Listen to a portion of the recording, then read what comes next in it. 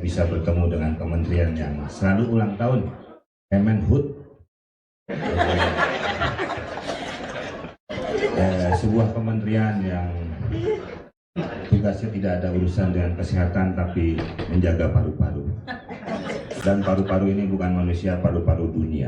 Anggota DPD RI Alfian Syah Komeng menyampaikan keluhannya terkait daerah pemilihannya Jawa Barat yang menurutnya kerap dijadikan kambing hitam saat banjir melanda DKI Jakarta. Dalam rapat Komite 2 DPD bersama Kementerian Kehutanan di Kompleks Parlemen Senayan, Jakarta, Selasa 16 September 2025 kemarin, Komeng menegaskan bahwa persoalan banjir justru banyak terjadi di Jakarta sendiri, bukan semata-mata akibat wilayah hulu di Jabar. Dengan gaya khasnya yang penuh canda tawa, Komeng menuturkan bahwa beban yang dipikul Jabar cukup berat setiap kali muncul isu banjir. Ia bahkan sempat memohon perlindungan kepada Kemenhub agar persoalan tersebut dipandang lebih adil. Meski demikian, Komeng mengungkapkan bahwa Gubernur Jawa Barat Deddy Mulyadi tetap mengimbau masyarakat Jabar menjaga kelestarian hutan serta melindungi satwa sebagai bagian dari upaya jangka panjang mencegah bencana alam.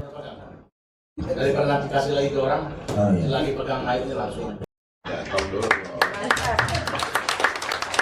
Wah, saya kayak anggota dewan ini dipokok.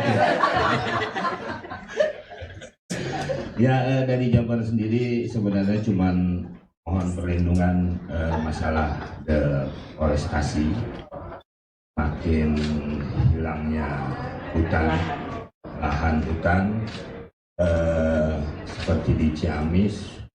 Hutan adat sudah hampir hilang, dan permasalahannya memang kadang-kadang di Jakarta tapi kita selalu disalahkan, seperti banjir katanya datangnya dari Jabar.